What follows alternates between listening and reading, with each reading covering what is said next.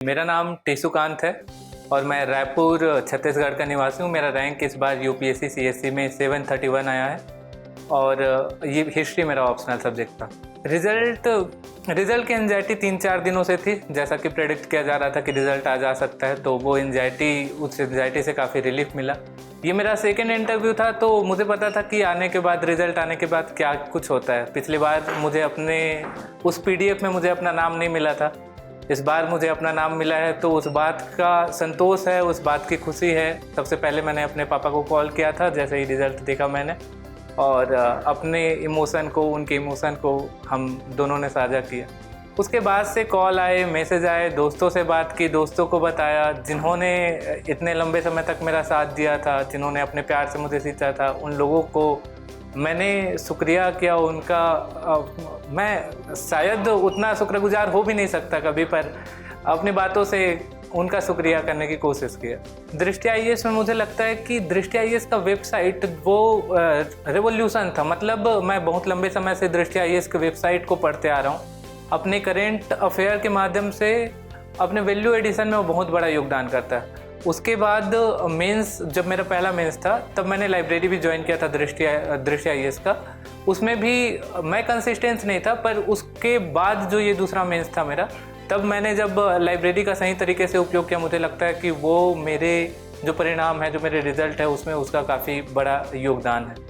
Interview guidance के बारे में ये है कि मुझे लगता है कि मैं एक बेहतर तरीके से आर्टिकुलेट कर पाता हूँ अपनी भावनाओं को, अपने नॉलेज को।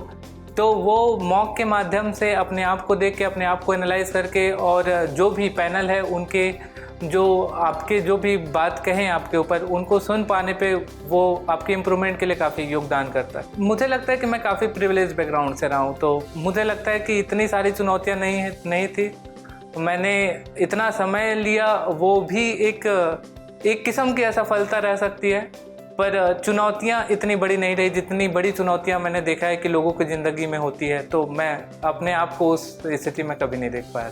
मुझे लगता है मैं कॉलेज के दौरान छात्र राजनीति में था, तो पब्लिक रिलेशन में मेरी रुचि पहले से थी, और पब्लिक रिलेशन में बने रहने के लिए 2 मार्ग सबसे बेहतरीन है भारत में, राजनीति और सिविल सर्विसेज। तो सिविल सर्विसेज एक जायज़ ऑप्शन था मेरे लिए। प्रीलिम्स के लिए अलग टिप्स रहेगा और मेंस के लिए अलग टिप्स रहेगा। प्रीलिम्स के लिए मुझे लगता है कि अपने बेसिक कॉन्सेप्ट जो भी सब्जेक्ट आप पढ़ते हैं, जो सिलेबस में लिखा गया, उसके कॉन्सेप्ट को बहुत अच्छी तरीके से क्लियर रखना है। आपकी अंडरस्टैंडिंग बहुत अच्छे तरीके से बिठानी है। आपको PYQ के माध्यम से उन टॉपिक को ढूंढना है जहाँ पे UPSC का ध्यान हमेशा से रहा है और रिपीटेड रहा है, वो आपको अच्छे मार्क्स दिला सकते हैं। CSET पे खासकर हिंदी माध्यम में जो बच्चे हैं, CSET को नज़रअंदाज ना करें। पिछले बार CSET थोड़ा हल्का सा बेहतर आया था, पर उससे पहले ब्रूटल था CSET, तो आप उसको नज़रअंदाज करके नहीं चल सकते।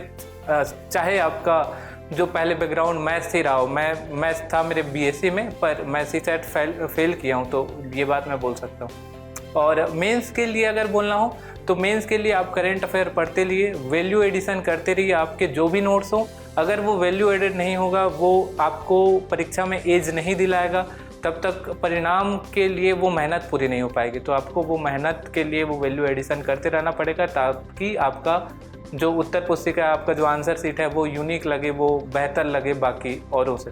दृष्टि IAS हिंदी माध्यम के बच्चों के लिए अस्मिता है, वो सम्मान देता है हिंदी माध्यम के बच्चों को। तो ये मैंने महसूस किया है कि मैंने कई सारे कोचिंग इंस्टीट्यूट देखे हैं, तो मुझे लगता है कि आप इस जगह पे आके ये समझ पाते हैं कि आपको कोई महत्व देने वाला है, तो वो है।